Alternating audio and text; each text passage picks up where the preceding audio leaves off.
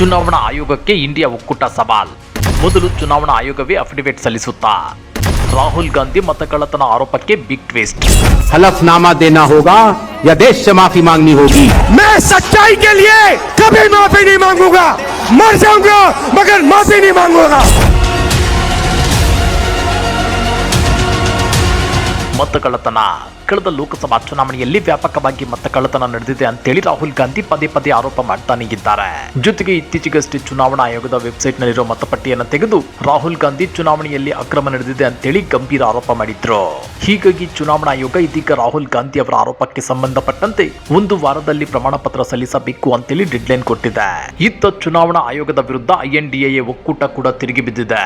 ಹಾಗಾದ್ರೆ ಚುನಾವಣಾ ಆಯೋಗದ ಮೇಲೆ ಎದ್ದಿರೋ ಆರೋಪಗಳೇನು ಗೊತ್ತಾ? ಅದನ್ನ ಡೀಟೇಲ್ ಆಗಿ ತೋರಿಸ್ತೀವಿ.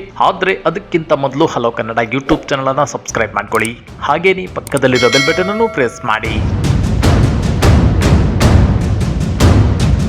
ಕಳೆದ ಜುಲೈ 31ರಂದು ರಾಹುಲ್ ಗಾಂಧಿ ಪ್ರೆಸ್ ಮೀಟ್ ಮಾಡಿ 2024ರ ಲೋಕಸಭಾ ಚುನಾವಣೆಯಲ್ಲಿ ಮತಕಳ್ಳತನ ಆಗಿರೋದರ ಬಗ್ಗೆ ವಿವರ ನೀಡಿದ್ರು.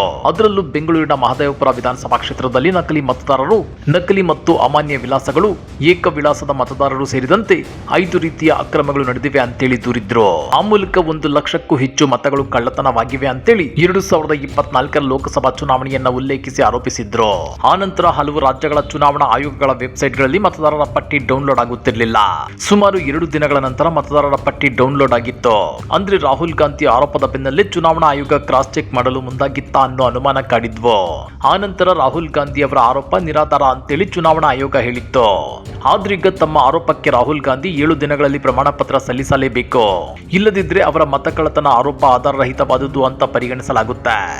ಆಧಾರರಹಿತ ಆರೋಪಗಳನ್ನು ಮಾಡುವವರು ದೇಶಕ್ಕೆ ಕ್ಷಮೆ ಯಾಚಿಸಬೇಕು ಅಂತೇಳಿ ಮುಖ್ಯ ಚುನಾವಣಾ ಆಯುಕ್ತ ಜ್ಞಾನೇಶ್ ಕುಮಾರ್ ಭಾನುವಾರ ಹೇಳಿದ್ದಾರೆ. ಇನ್ನು ಈ ಬಗ್ಗೆ ಸುದ್ದಿಗೋಷ್ಠಿ ನಡೆಸಿ ಮಾತನಾಡಿರೋ ಮುಖ್ಯ ಚುನಾವಣಾ ಆಯುಕ್ತರು, ಆ ಕ್ಷೇತ್ರದ ಮತದಾರರಲ್ಲದ ಯಾರಾದರೂ ದೂರು ದಾಖಲಿಸಲು ಬಯಸಿದ್ರೆ ಪ್ರಮಾಣ ಪತ್ರ ಸಲ್ಲಿಸಲೇಬೇಕು. ಚುನಾವಣಾ ಆಯೋಗ ಅಥವಾ ಮತದಾರರು ಡಬಲ್ ವೋಟಿಂಗ್ ಮತ್ತು ವೋಟ್ ಚೋರಿ ಆರೋಪಗಳಿಗೆ ಹೆದರೋದಿಲ್ಲ ಅಂತ ಹೇಳಿದ್ದಾರೆ. ಡಬಲ್ ವೋಟಿಂಗ್ ಮತ್ತು ಮತಗಳ್ಳತನ ಆರೋಪಗಳು ಆಧಾರರಹಿತ. ಸಂಬಂಧಪಟ್ಟ ಎಲ್ಲರೂ ವಿಶೇಷ ತೀವ್ರ ಪರಿಷ್ಕರಣೆಯನ್ನ ಪಾರದರ್ಶಕ ರೀತಿಯಲ್ಲಿ ಯಶಸ್ವಿಗೊಳಿಸಲು ಕೆಲಸ ಮಾಡುತ್ತಿದ್ದಾರೆ. ಕೆಲವು ಪಕ್ಷಗಳು ಮತ್ತು ನಾಯಕರು ವಿಶೇಷ ತೀವ್ರ ಪರಿಷ್ಕರಣೆಯ ಬಗ್ಗೆ ತಪ್ಪು ಮಾಹಿತಿ ಹರಡುತ್ತಿರುವುದು ಕಳವಳಕಾರಿ. ಬಿಹಾರದಲ್ಲಿ ಕರಡು ಮತದಾರರ ಪಟ್ಟಿಯ ಕುರಿತು ಹಕ್ಕು ಮತ್ತು ದೂರುಗಳನ್ನು ಸಲ್ಲಿಸಲು ಎಲ್ಲಾ ರಾಜಕೀಯ ಪಕ್ಷಗಳಿಗೆ ಚುನಾವಣಾ ಆಯೋಗ ಅವಕಾಶ ನೀಡಿದೆ. ಇದಕ್ಕೆ ಇನ್ನೂ 15 ದಿನ ಸಮಯಾವಕಾಶವಿದೆ ಅಂತ ಹೇಳಿದ್ದಾರೆ. ಚುನಾವಣಾ ಆಯೋಗದ ಬಾಗಿಲುಗಳು ಎಲ್ಲರಿಗೂ ತೆರೆದಿರುತ್ತವೆ ಮತ್ತು ಬೂತ್ ಮಟ್ಟದ ಅಧಿಕಾರಿಗಳು, ಏಜೆಂಟರು ಪಾರದರ್ಶಕ ರೀತಿಯಲ್ಲಿ ಒಟ್ಟಾಗಿ ಕೆಲಸ ಮಾಡುತ್ತಿದ್ದಾರೆ. ಚುನಾವಣಾ ಆಯೋಗ ರಾಜಕೀಯ ಪಕ್ಷಗಳ ನಡುವೆ ತಾರತಮ್ಯ ಮಾಡಲು ಸಾಧ್ಯವಿಲ್ಲ. ಆಡಳಿತ ಮತ್ತು ವಿರೋಧ ಪಕ್ಷಗಳು ಎರಡೂ ಚುನಾವಣಾ ಆಯೋಗದ ಮುಂದೆ ಸಮಾನ ಅಂತೇಳಿ ಮುಖ್ಯ ಚುನಾವಣಾ ಆಯುಕ್ತ ಜ್ಞಾನೇಶ್ ಕುಮಾರ್ ಸ್ಪಷ್ಟಪಡಿಸಿದ್ದಾರೆ. ಅಷ್ಟೇ ಅಲ್ಲ, 45 ದಿನಗಳೊಳಗೆ ಚುನಾವಣಾ ಆಯೋಗಕ್ಕೆ ದೂರು ಸಲ್ಲಿಸದೆ ಮತಚೋರಿ ಅಂತ ಆರೋಪ ಮಾಡಿದ್ರೆ ಅದು ಭಾರತೀಯ ಸಂವಿಧಾನಕ್ಕೆ ಮಾಡುವ ಅವಮಾನ. ಡಬಲ್ ವೋಟಿಂಗ್ ಮತ್ತು ವೋಟ್ ಚೋರಿ ಎಂಬ ಆಧಾರರಹಿತ ಆರೋಪಗಳಿಗೆ ಚುನಾವಣಾ ಆಯೋಗ ಅಥವಾ ಮತದಾರರು ಹೆದರೋದಿಲ್ಲ. ಕೆಲವರು ಮಾಡುವ ರಾಜಕೀಯದ ಬಗ್ಗೆ ತಲೆ ಕೆಡಿಸಿಕೊಳ್ಳದೆ ಚುನಾವಣಾ ಆಯೋಗ ಎಲ್ಲಾ ವರ್ಗದ ಮತದಾರರೊಂದಿಗೆ ದೃಢವಾಗಿ ನಿಲ್ಲುತ್ತೆ ಅಂತೇಳಿ ಮುಖ್ಯ ಚುನಾವಣಾ ಆಯುಕ್ತರು ಸ್ಪಷ್ಟಪಡಿಸಿದ್ದಾರೆ. और मेरे सर सारे मतदाताओं को अपराधी बनाना और चुनाव आयोग शांत रहे संभव नहीं. हलफनामा देना होगा या देश से माफी मांगनी होगी. ಚುನಾವಣಾ ಆಯೋಗದ ಈ ಉತ್ತರಕ್ಕೆ ಇಂಡಿಯಾ ಒಕ್ಕೂಟ ತಿರುಗಿ ಬಿದ್ದಿದೆ.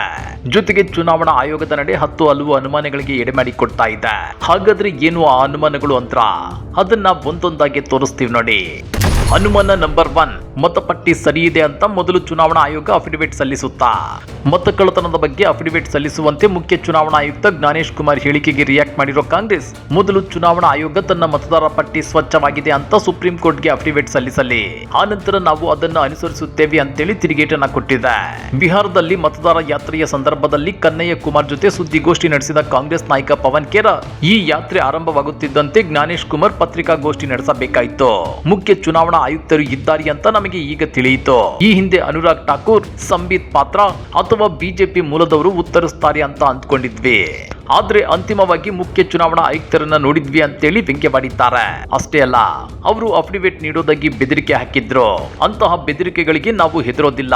ಅವರು ತಮ್ಮದೇ ಆದ ಡೇಟಾವನ್ನ ನಂಬೋದಿಲ್ಲ ಅಂತೇಳಿ ವಾಗ್ದಾಳಿ ನಡೆಸಿದ್ದಾರೆ.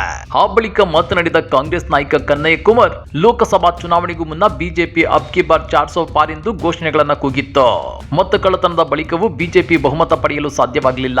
ಕೆಲವು ನಾಯಕರು 400 ಸೀಟು ಪಡೆದ್ರೆ ಸಂವಿಧಾನವನ್ನ ಬದಲಾಯಿಸುತ್ತೇವೆ ಅಂತ ಹೇಳಿದ್ರು. ಈಗ ಮತಕಳ್ಳತನದ ಮೂಲಕ ಸಂವಿಧಾನವನ್ನ ಬದಲಾಯಿಸಲು ಯತ್ನಿಸುತ್ತಿದ್ದಾರೆ ಅಂತ ಆರೋಪಿಸಿದ್ದಾರೆ. ಹರಿಯಾಣ ಮತ್ತು ಮಹಾರಾಷ್ಟ್ರದಲ್ಲಿ ಕಾಂಗ್ರೆಸ್ ಸರ್ಕಾರ ರಚನೆಯಾಗುತ್ತೆ ಅನ್ನೋ ಅಭಿಪ್ರಾಯವಿತ್ತು. ಆದ್ರೆ ಇದಕ್ಕೆ ವಿರುದ್ಧವಾಗಿ ಫಲಿತಾಂಶ ಬಂದಿತ್ತು. ನಾವು ಯಂತ್ರ ಓದಬಲ್ಲ ಡಿಜಿಟಲ್ ಸ್ವರೂಪದ ಮತಪಟ್ಟಿ ಕೊಡುವಂತೆ ಕೇಳಿದ್ವಿ, ಆದ್ರೆ ಅವರು ಕೊಡಲು ನಿರಾಕರಿಸಿದ್ದಾರೆ. ಮತಪಟ್ಟಿಯಲ್ಲಿ ಯಾವುದೇ ಸಮಸ್ಯೆ ಇಲ್ಲ ಅಂತ ಹೇಳಿತ್ತು. ಈಗ ಮತದಾರ ಪಟ್ಟಿಯಲ್ಲಿ ಸಮಸ್ಯೆ ಇದ್ದು ಅದಕ್ಕಾಗಿ SIR ಪ್ರಕ್ರಿಯೆ ಮಾಡುತ್ತಿದ್ದೇವೆ ಅಂತ ಹೇಳ್ತಿದೆ ಅಂತೇಳಿ ವಾಗ್ದಾಳಿ ನಡೆಸಿದ್ದಾರೆ. ಲೋಕಸಭೆ ವಿಪಕ್ಷ ನಾಯಕರು ಮತದಾರ ಪಟ್ಟಿಯಲ್ಲಿನ ಅಕ್ರಮದ ಬಗ್ಗೆ ಪುರಾವೆ ನೀಡಿದಾಗ ಆಯೋಗವು ಅವರಿಗೆ ದಾಖಲೆ ಸಹಿತ ಸಹಿ ಮಾಡಿದ ಅಫಿಡವಿಟ್ ನೀಡುವಂತೆ ಕೇಳಿತ್ತು. ಮುಖ್ಯ ಚುನಾವಣಾ ಆಯುಕ್ತರು ಬಿಜೆಪಿ ವಕ್ತಾರರಂತೆ ಮಾತನಾಡಿದ್ರು. ಆರೋಪಕ್ಕೆ ಸಂಬಂಧಪಟ್ಟಂತೆ ಯಾವುದೇ ಉತ್ತರ ಕೊಡಲಿಲ್ಲ.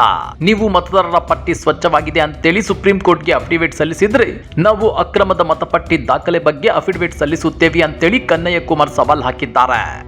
ಅನುಮಾನ ನಂಬರ್ 2, ಪ್ರಮಾಣ ಪತ್ರ ಸಲ್ಲಿಸಲು ಅನುರಾಗ್ ಠಾಕೂರ್ಗೆ ಯಾಕೆ ಕೇಳಿಲ್ಲ? ಮತಕಳ್ಳತನದ ಕುರಿತು ನಾನು ಆರೋಪ ಮಾಡಿದ್ದಕ್ಕೆ ಚುನಾವಣಾ ಆಯೋಗ ಪ್ರಮಾಣ ಪತ್ರ ಕೇಳಿದೆ. ಆದ್ರೆ ಬಿಜೆಪಿ ನಾಯಕ ಅನುರಾಗ್ ಠಾಕೂರ್ ಅದೇ ರೀತಿಯ ಆರೋಪ ಮಾಡಿದ್ರು, ಅವರಿಂದ ಪ್ರಮಾಣ ಪತ್ರ ಕೇಳಿಲ್ಲ ಅಂತೇಳಿ ರಾಹುಲ್ ಗಾಂಧಿ ಹೇಳಿದ್ದಾರೆ. ಬಿಹಾರದಲ್ಲಿ ಮತದಾರರ ಪಟ್ಟಿಯ ವಿಶೇಷ ತೀವ್ರ ಪರಿಷ್ಕರಣೆ ಮತಕಳ್ಳತನದ ಹೊಸ ಅಸ್ತ್ರ. ಈ ಹಿಂದೆ ಮತಕಳ್ಳತನ ಗೌಪ್ಯವಾಗಿ ನಡೆಯುತ್ತಿತ್ತು, ಈಗ ಬಹಿರಂಗವಾಗಿ ನಡೆಯುತ್ತಿದೆ ಅಂತೇಳಿ ರಾಹುಲ್ ಗಾಂಧಿ ಹೇಳಿದ್ದಾರೆ. ಅನುಮಾನ ನಂಬರ್ 3, CCTV ದೃಶ್ಯಾವಳಿಗೆ ಒಂದು ಕಾನೂನು ಮಾಡಿದ್ಯಾಕೆ? ಗೌಪ್ಯತೆ ದೃಷ್ಟಿಯಿಂದ ಮತದಾರ CCTV ದೃಶ್ಯಾವಳಿಗಳನ್ನು ನೀಡಲು ಸಾಧ್ಯವಿಲ್ಲ.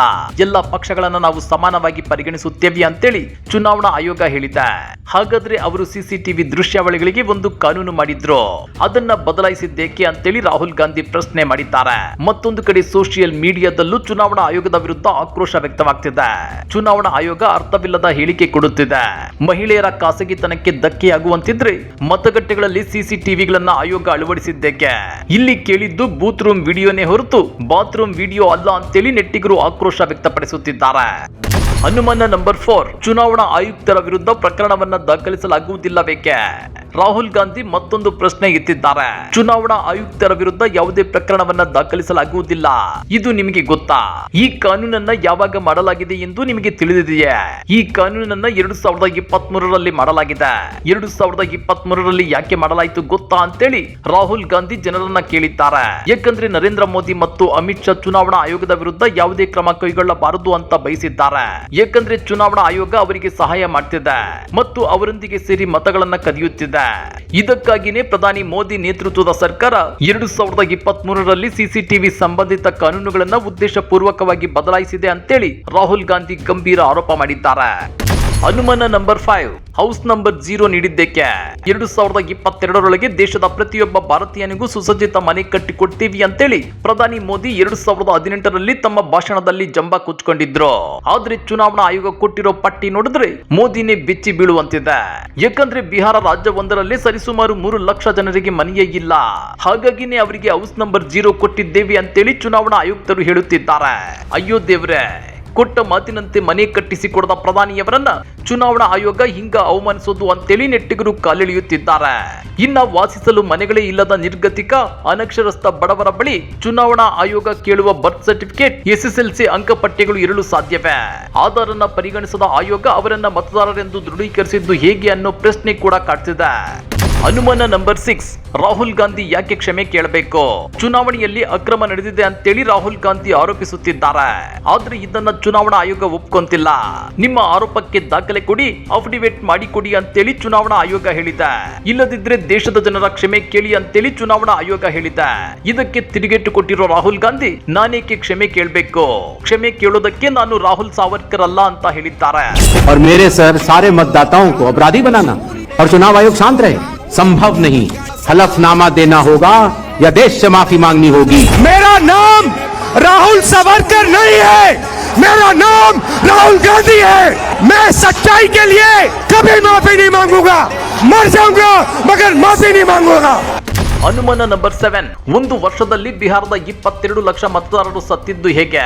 ಲೋಕಸಭಾ ಚುನಾವಣೆಯ ನಂತರ ಒಂದು ವರ್ಷದಲ್ಲಿ ಬಿಹಾರದ 22 ಲಕ್ಷ ಮತದಾರರು ಸತ್ತಿದ್ದು ಹೇಗೆ ಅನ್ನೋ ಅನುಮಾನವು ಹುಟ್ಟುಕೊಂಡಿದೆ. ಇದಕ್ಕೆ ಚುನಾವಣಾ ಆಯೋಗ ಕೊಡೋ ಉತ್ತರ ಏನ್ ಗೊತ್ತಾ? ಸತ್ತ 22 ಲಕ್ಷ ಮತದಾರರ ಸಂಖ್ಯೆ ಲೋಕಸಭಾ ಚುನಾವಣೆಯ ನಂತರದ್ದಲ್ಲ, ಕಳೆದ 20 ವರ್ಷಗಳಿಂದ ಸತ್ತವರು. ಅವರ ಹೆಸರು ತೆಗೆದಿರ್ಲಿಲ್ಲ, ಈಗ ತೆಗೆದಿದ್ದೇವೆ ಅಂತ ಹೇಳ್ತಾ ಇದೆ.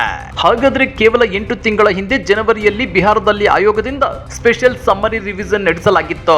ಆಗ ಯಾಕೆ 20 ವರ್ಷಗಳಿಂದ ಸಾಯುತ್ತಾ ಬಂದ ಈ ಮತದಾರರ ಮಾಹಿತಿ ಆಯೋಗಕ್ಕೆ ಗೊತ್ತಿರಲಿಲ್ಲ. ಹಾಗಾದ್ರೆ 2024ರ ಚುನಾವಣೆಯಲ್ಲಿ ಬಿಜೆಪಿ ಗೆದ್ದಿದ್ದು ಸತ್ತವರ ಮತಗಳಿಂದಾನ ಅನ್ನೋ ಅನುಮಾನ ಬರೋದಿಲ್ವಾ? ಈ ಬಗ್ಗೆ ನೀವೇನಂತೀರಾ? ಕಮೆಂಟ್ ಮಾಡಿ, ವಿಡಿಯೋ ಲೈಕ್ ಮಾಡಿ, ಶೇರ್ ಮಾಡಿ. ಇಂಥ ಮತ್ತಷ್ಟು ರೋಚಕ ರಾಜಕೀಯ ಸುದ್ದಿಗಳನ್ನ ಮಿಸ್ ಮಾಡದೆ ನೋಡಬೇಕು ಅಂದ್ರೆ ಹಲೋ ಕನ್ನಡ ಯೂಟ್ಯೂಬ್ ಚಾನಲ್ ಅನ್ನ ಸಬ್ಸ್ಕ್ರೈಬ್ ಮಾಡ್ಕೊಳ್ಳಿ.